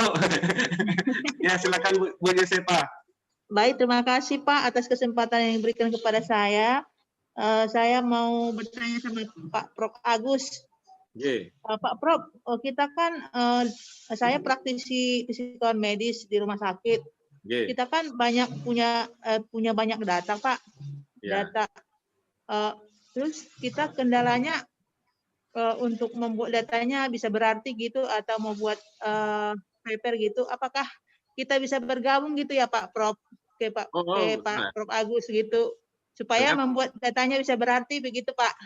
Oh, dengan senang hati Bu Josefa. Malah kita itu kalau ada teman-teman dari AFISMI itu mengajak kerjasama dengan kita dengan terbuka Bu, malah bersyukur itu. Karena kita sendiri kalau ke rumah sakit enggak apa-apa Bu Josefa. Walaupun di USU sana ya dengan Surabaya kan sekarang kan dekat itu. Kita dengan Zoom aja bisa ngobrol. Kita datanya bisa kita email gitu kan. Enggak apa-apa Bu Josefa, silakan.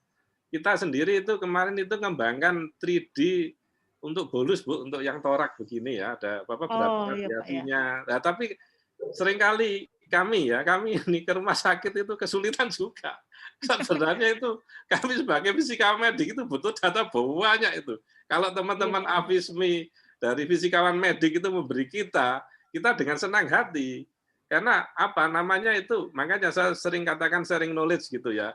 Ini nanti presentasi saya pun juga saya sebarkan, silakan. Ini baru download berapa ini? Baru 50 mega ini. Nanti kalau sudah silakan di-download masing-masing. Saya kirim lewat chat ini ya. Oke, Bu Josefa, terima kasih ini. Horas. Iya, Pak. Horas, Bu. Horas. Pak, ya Pak, nanti akan boleh saya kontak Bapak ya Pak tentang datanya mau diapain gitu ya Pak ya. Iya, boleh. Baik, Pak. Lewat email saya boleh, silahkan atau saya boleh. Baik Pak Agus, terima kasih banyak Pak Prof Agus. Baik, terima kasih Bu. Ya, ini pejuang fisikawan medis ini Bu Josefa di Sumatera Utara.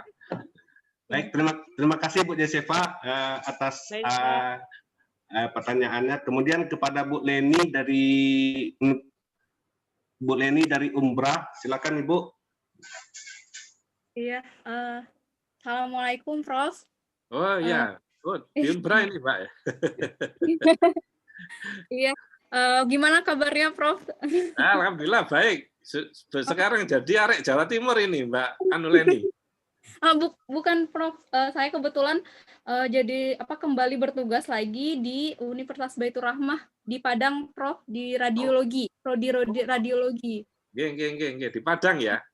Iya, nah tadi terkait barusan Prof menyebutkan tentang riset torak, citra torak dan yang penggunaan bolus. Nah kebetulan 3 minggu yang lalu itu salah satu rekan dari Fakultas Kedokteran juga, dokter spesialis radiologi, Dr. Randika. Nah beliau dengan timnya mengajak Leni di radiologi untuk mengembangkan riset yang bagian tentang toraks dan tentang penggunaan bolus dan yang lainnya. Nah, sebelumnya ini di ITB masih mempelajari tentang diagnostik ya, Prof. Nah, nanti mohon jika Profesor Agus bersedia, nanti mungkin kami membutuhkan arahan ataupun masukan, atau mungkin bisa link kerjasama gitu, Prof. Mbak Leni siap. Kita juga sama-sama belajar, Mbak. Bukan saya juga kita juga belajar sama-sama Mbak Leni juga. Dulu Mbak Leni belajar di urinari itu, saya juga belajar itu ketika nguji Mbak Leni itu. Saya juga ahli di situ. Makanya saya katakan di sini bahwa kita ini saling belajar lah. Bukan berarti saya profesor itu saya bisa segalanya. Gitu. Oke, siap Mbak Leni. Ya, terima kasih banyak, Prof. Presentasinya bagus sekali, menambah wawasan, dan nanti mungkin bisa memfasilitasi lagi mahasiswa dan rekan-rekan yang lain. Ya, monggo ini sudah share di Mbak Leni, sudah bisa di-download. Sudah saya masukkan di di chatting kita ini. Assalamualaikum warahmatullahi wabarakatuh. Waalaikumsalam warahmatullahi wabarakatuh. Terima kasih Bu Leni. Kemudian ada lagi Pak, ini dari Bismi, silakan Bismi.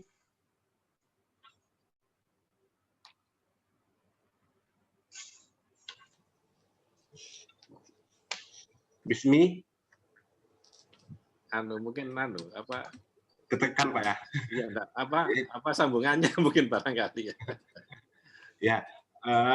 Jadi sambil menunggu Pak, jadi gini Pak, kebetulan pada 2 tahun akhir ini di Fisika Unja itu banyak yang minatnya ke fisika medis Pak. Jadi ke fisika medis, jadi kekurangan atau kendala yang kami alami itu yang pertama adalah mungkin SDM juga ya Pak ya, di Unja ini yang fisika medis 1 orang, kemudian ada dosen-dosen yang misalnya dari instrumentasi dan lainnya yang bantu. Jadi yang jadi kendala itu adalah bagaimana seperti yang Bu Linda katakan tadi, mereka itu di rumah sakit itu langsung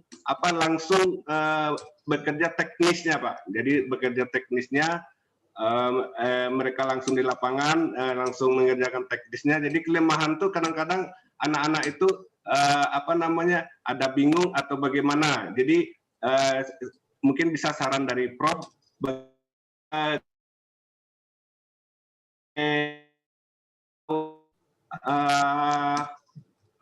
supaya bisa cepat Prof gitu Prof beradaptasi. Oke. Ini Pak di Sumsel ini ada 2 fisika, kalau saya lihat ada 2 yang ada 13. Iya Pak. Ini coba dihubungi ini Pak. Ya. Pak. Iya Pak. Coba yang 12 ini dihubungi sama. Di kami di ITS pun juga enggak semuanya kita itu punya peralatan gitu ya. Jadi kita di BPFK Surabaya itu kan kebetulan ada alumni kita, itu kita minta bantuan. Jadi mereka kerja praktek di sana. Oleh sebab itu memang seperti kayak Bu Yosepa itu yang di USU itu kan kebetulan. Nah, nanti Pak Mardian yang ada di Jambi, ya, teman-teman fisika medis diajak Pak. Iya Pak. Supaya nantinya itu mereka melatih adik-adik kita, melatih anak-anak kita. Nah, sekarang permasalahannya kalau kita kekurangan fisika medis, ya dari instrumen bisa membantu untuk pencitraan medis begitu, atau ya, instrumentasi medis gitu. Jadi saling bekerja sama lah. Bukan saya kalau fisika medis, saya fisika medis sendiri dan sebagainya. Jadi ini penting bagi kita.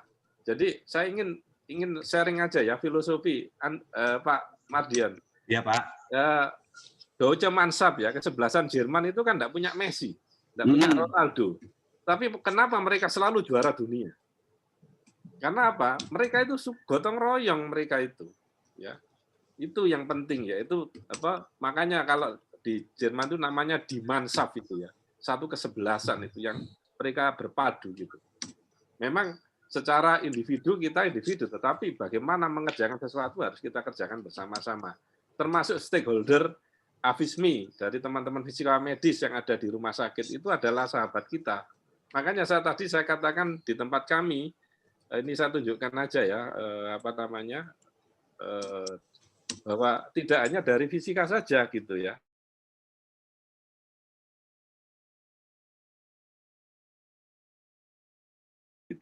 Ya ini saya tunjukkan saja tadi, share lagi ya. Ini adalah Prof. Dr. Abdurrahman, beliau dulu ketika beliau ngambil program doktor, saya yang menjadi co-promotornya untuk bidang lasernya. Tapi begitu beliau lulus, beliau membantu kita. Kayak seperti itu. Seperti ini Pak Bambang Haris. Sangat mendukung ketika kami mendirikan kelompok minat bidang fisika medis. Jadi minat bidang fisika medis di kami juga nggak lama, Pak. Ya, Pak. Tapi namanya ITS ya, kebetulan saya ada. Kita punya S1, S2, S3. itu namanya boneknya itu di situ, Pak. Ya, Pak. Jadi itulah kendala di kami, Pak. Jadi dosen fisika medis itu masih terbatas, tapi antara dosen-dosen bidang kajian lain bekerjasama dengan fisika medis untuk fisika medis ini, karena peminatnya semakin banyak Pak di sini Pak, terutama untuk pengolahan citra, untuk penggunaan radiografi dan lain-lainnya Pak. Ya, ya. Ini kalau mau ambil S3 di ITS silakan gitu. Ya Pak. Kita terbuka untuk semuanya gitu. Ya. Biar nanti bisa merasakan rawon setan. Kebetulan saya S2-nya instrumen optoelektrod Pak. Oh iya. Pak Harmadi Pak, anak bimbingan Bapak, pembimbing saya. Oh Pak Harmadi, iya. Jadi saya juga dulu bidang saya laser dan aplikasinya Pak di UI. Iya Pak. Jadi waktu di Jerman, iya Pak Harmadi bimbingan saya. Iya. Kebetulan saya bidang optik juga mendukung bidang beliau Pak waktu S2 saya di UNAN. Oh UNAN, nggih. Iya Pak. Ya. Siap Pak Mardian. Mungkin ada yang lain, Bu Yoza, silakan. Ya, terima kasih Pak Mardian. Assalamualaikum, Prof. Waalaikumsalam, Bu Yoza. Oke, perkenalkan Prof, nama saya Yoza, juga dosen di Prodi Fisika Unja. Baru kurang lebih bergabung 1,5 tahun, jadi langsung bergabung, dibilangnya langsung bergabungnya di FISMED. Sebenarnya S1 saya juga bukan di bidang fisika medis, malah S1 saya di bidang pendidikan nih Prof. Nah, jadi menyambung pembicaraan dari Pak Mardian tadi, sebenarnya kita di Unja ini peminat bidang fisika medis ini banyak, tapi kita kekurangan sumber daya nih Prof. Nah, dibilang dari kurikulum pun juga kita masih kurang. Nah, kira-kira nih Prof, kalau bisa mahasiswa kita ini bisa nggak ya Prof ada akses untuk ikut perkuliahan sama Prof, istilahnya sit-in gitu Prof. Itu kalau bisa nih Prof gitu. Oh, pengalaman dulu pernah Bu Yosa. Dulu kita itu ada dari USU, Unimed, Universitas Medan gitu ya. Dan memang bisa sit-in 1 semester di tempat kami, bisa. Jadi Unimed dulu mengirim itu ada fisika 2, lalu nanti mengenai bagaimana administrasinya nanti dihubungnya fakultas yang menentukan. Ya, jadi bisa Bu Yosa. Jadi dulu saya malah membimbing fisika, kemudian waktu itu saya dekannya, itu ada 2 di fisika, lalu biologinya juga ada 2, lalu di kimia ada 1. Jadi Unimed itu ada 5, dari Unimed loh ya, Universitas Negeri Medan. Artinya Jambi pun juga bisa, ya tergantung nanti anak-anaknya nanti kan kalau bergabung dengan mereka belajar dengan atmosfer baru ya, dengan karakter ITS itu ya, kita sudah terbiasa Bu. Bahkan kami pun juga kemarin ada 1 di fisika medis dari Malaysia, itu 1 semester dia ngambil berapa mata kuliah ya, dia ada di instrumentasi medis, pencitraan medis, kemudian satunya. Nah, kadang-kala ketika kuliah saya beri pakai bahasa Indonesia, I don't understand sir gitu ya. Jadi saya mix itu bahasa Indonesia dan bahasa Inggris. Itu Bu Yasa. Oh iya, terima kasih Prof. Jadi nanti kalau misalnya bisa kami diskusi sama Prof secara personal ya Prof. Monggo silahkan. Nanti setelah administrasinya dan sebagainya itu dengan Pak Dekan. Tapi nanti bisa saya sampaikan ya. Jadi kita secara informal dulu, nanti secara formalnya itu kan nanti ada kerjasama. Dan di ITS itu kan ada aturannya. Ya sekarang untuk detailnya yang saya masih. Ya Prof, terima kasih Prof. Baik, terima kasih Bu Yoza. Baik, bagi yang lain, Bapak, Ibu, atau mahasiswa-mahasiswi yang mau berdiskusi, silakan memberikan pertanyaan atau tanggapannya.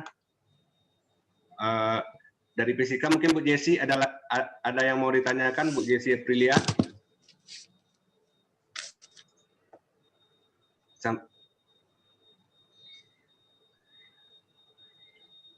Silakan Bu Jessi. Iya, Pak Aan.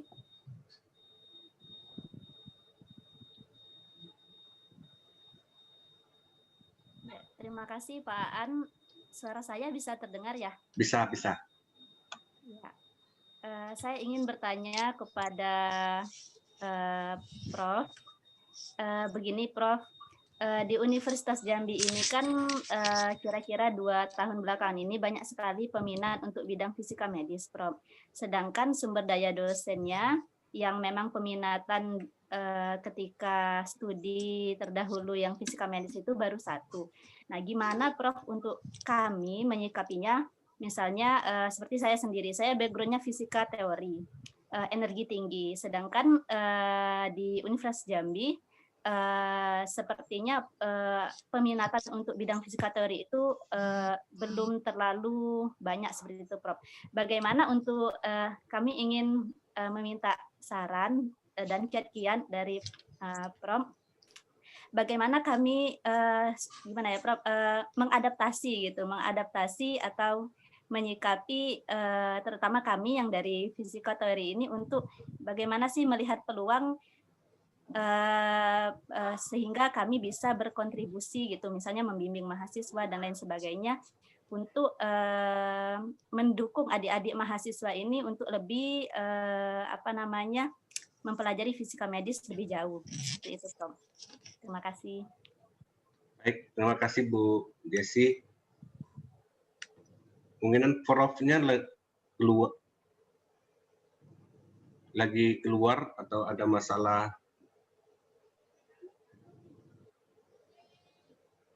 Baik, Bapak Ibu mungkin bisa kita tunggu Pak materinya, mungkin ada kendala sehingga Bapaknya keluar.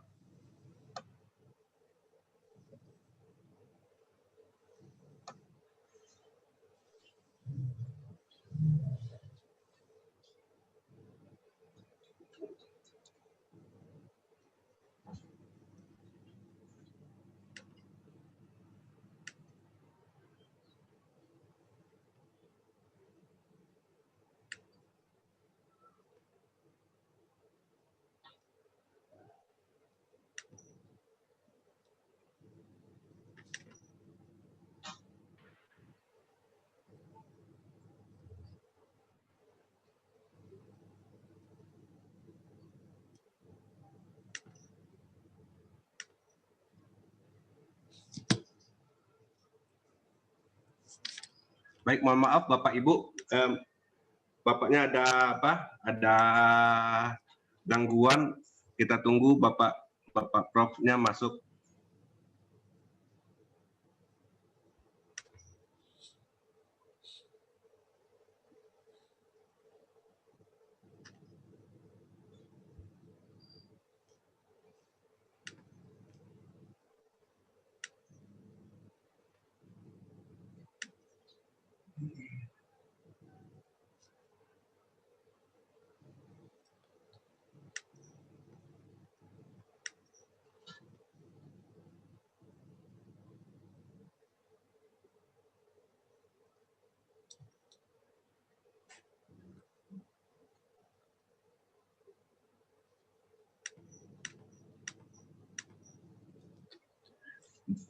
Bu Nur Hidayah, mungkin bisa menghubungi Bapaknya lagi.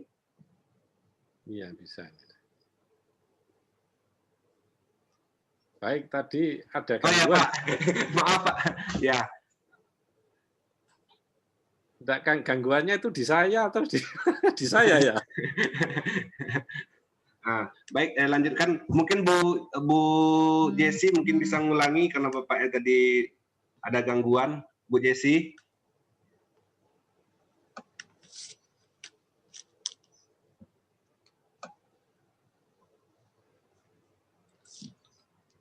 Enggak, saya anu aja, saya matikan video saya aja supaya nanti tidak terlalu berat. Ya Pak. Bu Jessi.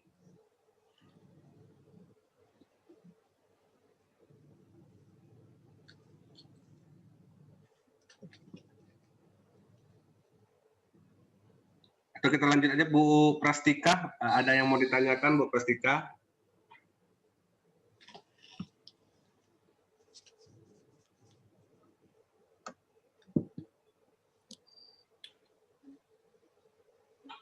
Silakan Bu Prastika. Oh, kalau dari saya tidak ada, Pak. Oh ya. Ya, Bu Tika. Di bidang teori juga Bu Tika Restianingsi, silakan Bu. Ya, saya nggak ada juga kayaknya. Sudah, sebenarnya kalau saya sih pertanyaannya ya mirip dengan Bu Jessi tadi. Ya. Tentang fisika medis. Apa? Kalau Bu Jessi tadi kan yang saya tangkap ya, jadi di Prodi Fisika ini kan belum ada dosen fisika medis yang punya jabatan fungsional, karena sebagian dari kami ini kan dosennya masih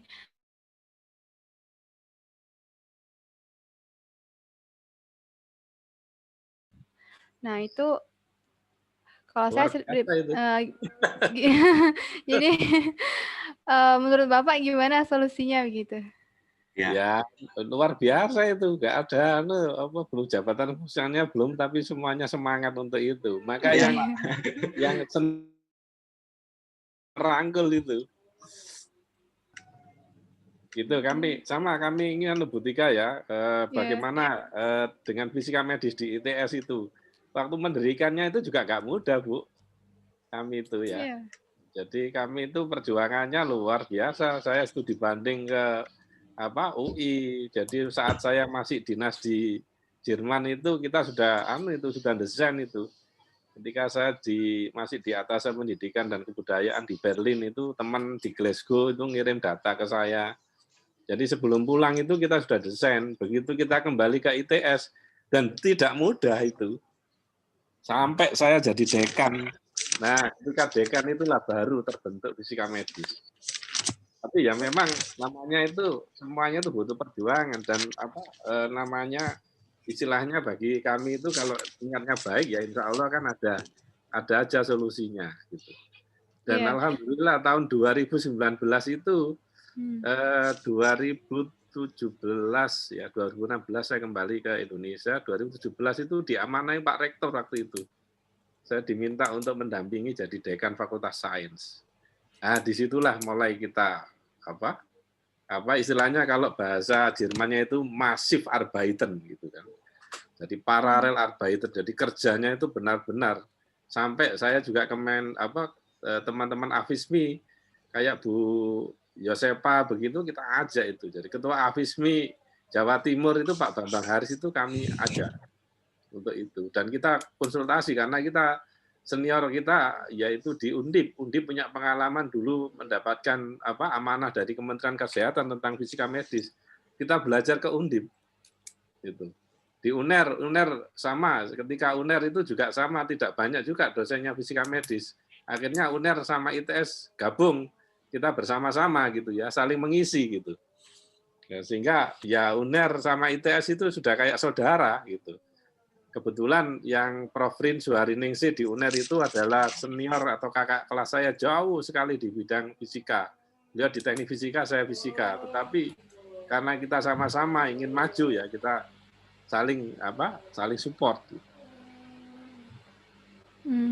Terima kasih. Ya, terima kasih Bapak atas sarannya. Jadi di Prodi Fisika kami ini hanya satu yang waktu kuliah dulu dosen yang waktu kuliah peminatannya atau penelitiannya memang di fisika medis. Bu Yoza itu yang tadi sudah bertanya sebelumnya. Jadi mungkin ini menjadi PR besar juga ya buat Bu Yoza, tapi bukan Bu Yoza aja, buat Prodi Fisika lah semuanya tentang fisika medis, karena memang mahasiswa ini kalau magang begitu kebanyakan magangnya ke rumah sakit, Pak. Jadi memang bidangnya fisika medis atau kebatan yang ada hubungannya lah dengan fisika medis begitu. Iya betul itu harus rumah sakit karena kan nanti kan jadi profesional seperti kayak Bu Yosepa tadi, ya Bu ya, kan jadi jadi harus memang skillful gitu ya. Tapi kalau saya melihat ya, kalau sistem pendidikan di Jerman itu rata-rata itu kita itu dididik terampil, ya di apa namanya semuanya. Makanya dengan semangat intinya begini, Bu Tika, saling mengisi. Jadi ini kan ada yang senior nih Pak Mardian ini. Pak Mardian ini dari bapaknya itu. Ya Pak.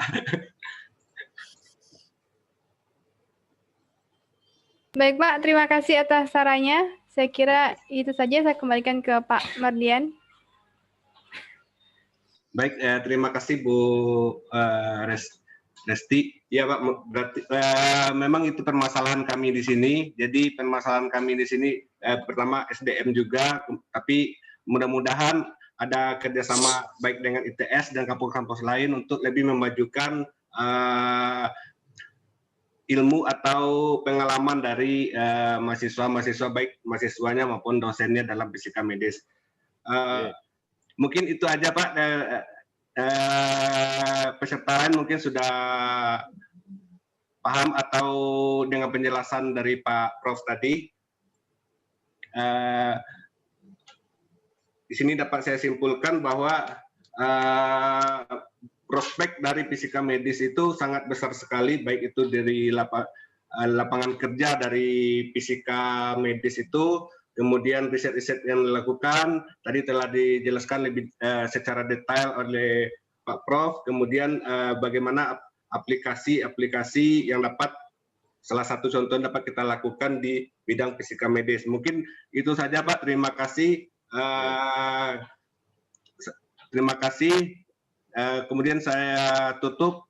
Mohon maaf atas kesalahan. Terima kasih atas perhatian. Saya tutup. Assalamualaikum warahmatullahi wabarakatuh. Saya kembalikan ke Pak. Waalaikumsalam warahmatullahi wabarakatuh. Saya kembalikan ke pembicara acara. Baik, terima kasih kepada Pak Mardian atas telah menjadi moderator, dan Profesor Agus, terima kasih atas pemaparannya, menarik sekali ya tentang fisika medis. Terus pertanyaannya tadi juga ada banyak peserta antusias. Terus dari kami juga cukup semangat lah. Ibaratnya yang pertanyaan terakhir tadi, kalau fisika medis di Prodi Fisika Unja ini kan baru hanya ada 1 orang dosen, sedangkan mahasiswa banyak, itu memang tantangan besar. Tapi itu malah menjadi semangat gitu. Karena ya jadi semangat buat kami, lebih semangat lagi kalau namanya kita prodi kan, memajukan prodi itu tentu sesuai dengan peminatan mahasiswa gitu kan. Jadi kalau mahasiswa minatnya di situ ya kita dukung gitu. Betul. Kemudian terakhir, karena tidak ada pertanyaan ya, tidak ada pertanyaan dari peserta, semuanya sudah dibahas oleh Pak Mardian. Dari Pak Agus mungkin ada yang akan disampaikan untuk terakhir kali? Ya, begini, saya selalu ingat ya, ketika saat sekali pertama kali seusia Mbak Tika begitu kan, ketika jadi dosen di ITS, ada dosen muda kala itu, bahwa saya selalu dinasihati oleh senior, yaitu almarhum Prof. Mahmud Zaki, bahwa mencari ilmu atau dedikasikan dirimu ya, untuk mahasiswa, untuk kampus tercinta, gitu kan. Ya, kebetulan saya dibesarkan oleh ITS, ya saya berusaha untuk yang terbaik. Dan demikian pula bahwa apapun yang kita buat, ya itu adalah salah satu bentuk amal ibadah kita. Untuk permintaan kita kepada yang Maha Pencipta, begitu, sehingga di dalam bekerja kita itu tenang. Kemudian yang berikutnya, pelajaran di Jerman itu mahasiswanya atau semua orangnya itu adalah orang-orang yang tekun, yang mereka istiqomah kalau bahasa agamanya. Ya, jadi mereka itu jujur, tekun, dan walaupun individu tapi suka bekerja sama. Dan itu yang sekarang kita usahakan. Kami juga berusaha di ITS ya. Makanya tadi saya tunjukkan kan, itu kan kerjasama itu bukan hanya fisika medis, tapi ada elektro, ada mesin, ada tapi ide awalnya itu dari kita, terus ada teman-teman kimia, kemudian kita menyatu, kita saling memberikan, saling mengisi. Begitu.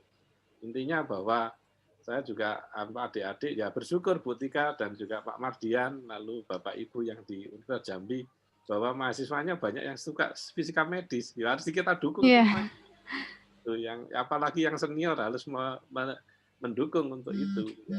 Dan kami sendiri pun juga fisika medis kami bangun juga dengan belajar ya dari yang senior, kita ke UI, saya datang ke Prof. Jarwani di UI, kemudian kita ke Undip, ya, kemudian kita juga belajar dari beberapa universitas yang lain yang di luar negeri, misalkan di Kyushu University, gitu ya. Kemudian kebetulan ada alumni kami yang dari Kyushu University, kita ngajak diskusi dengan profesor ketika pertemuan. Makanya nanti kalau Bu Tika, kalau ada pertemuan SEACOM ya, Southeast Asian Congress Medical Physics, atau kalau di Indonesia itu kita punya PIT ya, Pekan Ilmiah Tahunan Fisika Medis dan Biofisika, itu setahun. Sebenarnya tahun ini itu di Makassar karena COVID, maka kita undur tahun 2021. Nah, jadi kami sendiri dari ITS itu bagaimana kita itu supaya kenapa akhirnya ITS itu menjadi anggota AIPMI, karena kita aktif gitu, tidak aktif di Indonesia, aktif juga di ASEAN gitu. Bahkan kalau ada yang tingkat Asia, AFOM itu kita pun juga datang untuk itu. Ya ini kira-kira penutup dari saya gitu. Dan sekali lagi saya juga mohon maaf apabila kalau ada hal kata yang kurang berkenan di hati. Ini terima kasih Pak Dekan, Prof. Damris yang telah berikan kesempatan pada saya untuk sharing knowledge-nya di Jambi gitu ya. Walaupun lewat lewat daring gitu ya. Wah, sebenarnya lebih asik lagi kalau benar-benar di Jambi gitu. Jadi program CRC itu saya ingin tahu yang dulu kita desain dari Jerman itu seperti apa. Oke, terima kasih. Baik, sama-sama Pak. Oke, yang terakhir penutupan, saya persilakan kepada Bapak Dekan Profesor Damris jika ada sepatah dua patah kata yang ingin disampaikan sekaligus untuk menutup acara ini. Saya persilakan Bapak.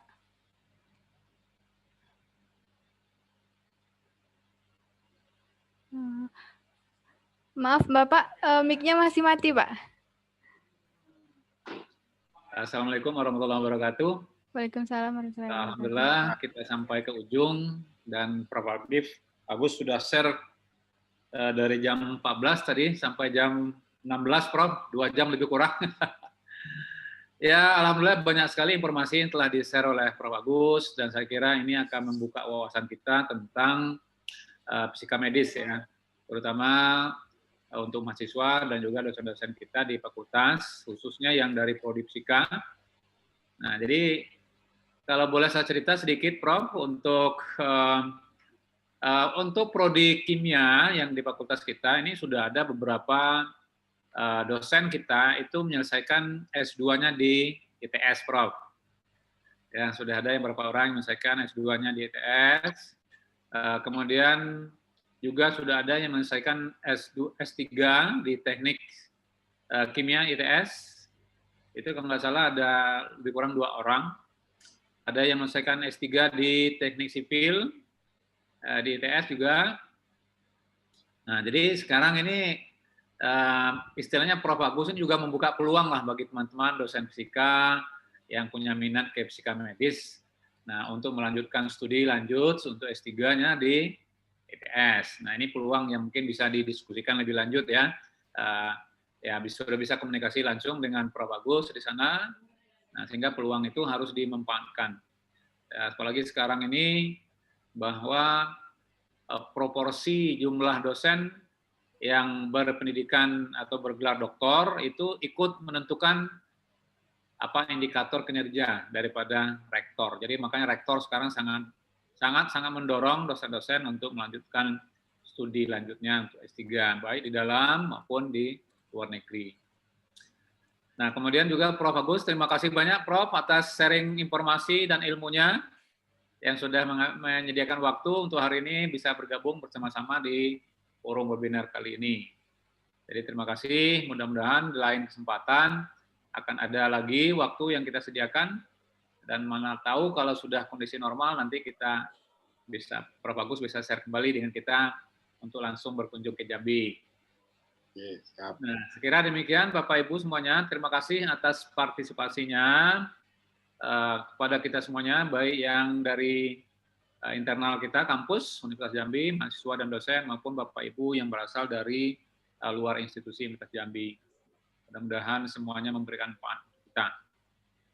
Nah, sekira demikian. Terima kasih kepada panitia, Kaprodi, dan seluruh dosen yang terlibat dalam kegiatan kita ini dari Prodi Fisika. Mudah-mudahan selanjutnya kegiatan yang sama akan dapat kita laksanakan lagi. Terima kasih. Wassalamualaikum warahmatullahi wabarakatuh. Waalaikumsalam warahmatullahi wabarakatuh. Baik, terima kasih Profesor Damris atas sambutan dan penutupannya. Kami dari panitia secara pribadi juga minta maaf jika ada salah selama proses webinar ini. Saya sebagai MC juga secara pribadi minta maaf jika ada salah kata atau kesalahan teknis selama webinar ini.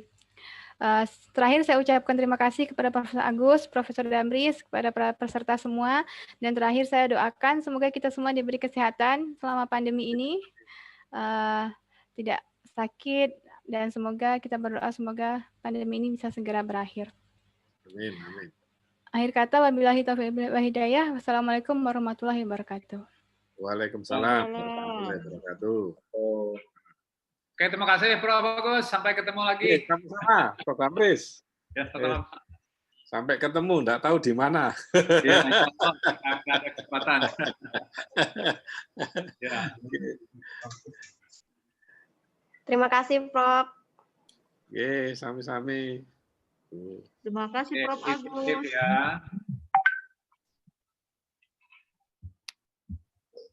Ya.